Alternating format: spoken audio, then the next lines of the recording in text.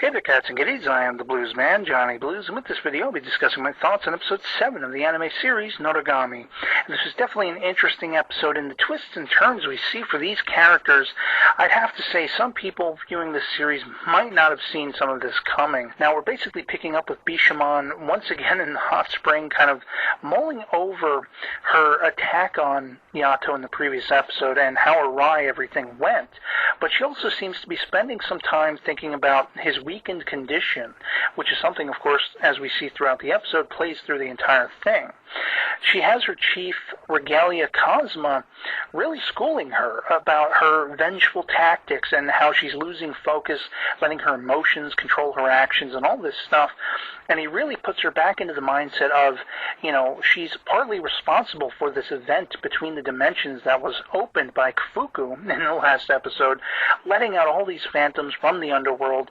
They were able to stave it off with these barriers and such like that to at least rein in the phantoms coming out into our world. But now Bishamon, through Kazuma's, sort of provocation, knows she has to take responsibility because she was partly responsible. She has to end these phantoms and make sure they cannot do anything negative in our world. And she's ready to do so. Now it's very fascinating once we pick up with Hiyori to see that once again Yukine has left her home. He's run away. And Yato's kind of, I don't care where he is. I'll call him when I need him. As long as I don't need him, he can do what he wants. Because it's having a very negative effect on the dynamic between their characters, the relationship, really. And that's a large chunk of what this whole episode hinges on. And you basically see Hiyori concerned, trying to seek Yukine out, but she ends up running smack into Bishamon and Kazuma. Kazuma has a reason for wanting to talk to Hiyori, and it has to do with this relationship between Yato and Yukine. And as I suspected, Yato has a purpose for the way he's being. Yes, he wears a facade of being a jerk. Yes, he's wearing a facade, and maybe there's some genuine aspects of it where he's consumed with avarice. He's lusting after power, fame, and fortune, all this stuff. But I think in his relationship with, Yukine, he's trying to keep distanced as like a teacher rather than a mentor, rather than a friend or even a family member. And I think there's something to be said for his wanting Yukine to be much more a positive, shining soul than, a lost one that becomes maybe consumed by the darkness and even reverts into a phantom. So there are a lot of dangers in their relationship, and this is essentially, as Kazuma reveals to Hiyori, this is going to kill Yato.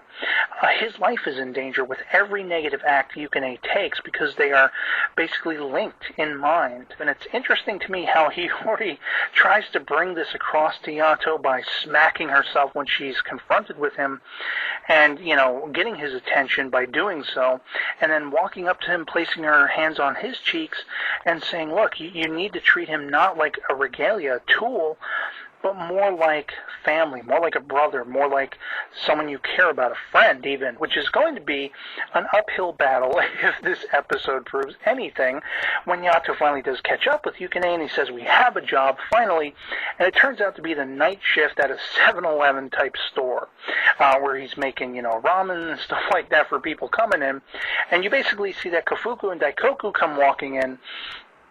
And they're like, we got this request for a job. It's not really our bag. Maybe you'd like to take care of this. And there's this point where Yato is very struck with this weakening, sort of blow.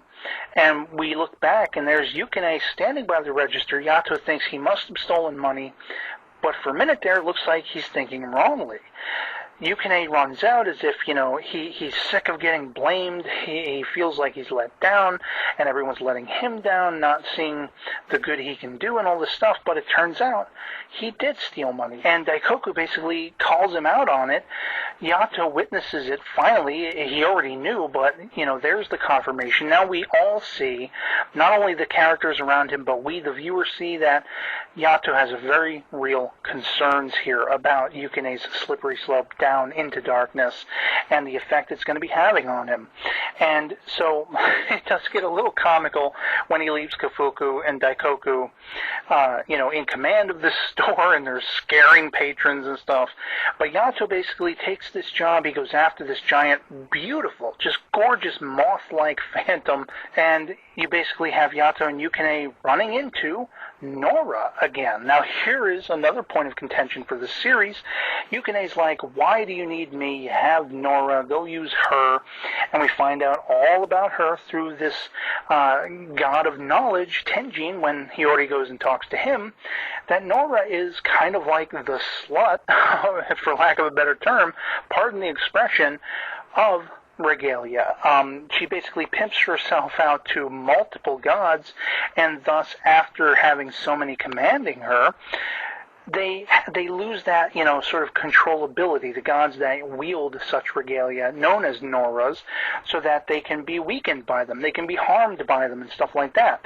And Nora's there to constantly get in Yato's face, use me, come on, she's trying to seduce him with her abilities, and he does have a sense of loyalty between he and Yukine, even if Yukine cannot see it, and he reforges Yukine once Yukine has been summoned into that, katana blade form of his weapon, and they take out this moth. Finally, at first they're not going to be able to, but after he reforges the blade, of course he is able to. And there's this gray-haired guy, this god, I'm assuming, whose words seem to imply, when he's speaking to Nora, that Yato's sort of negative, the negative connotation people regard him with is maybe ill-deserved, because he will not give in. He will not lower and debase himself into utilizing Nora's abilities. And it seems like maybe this guy was provoking her to go try to seduce him back into a sort of darker flare. I don't know exactly.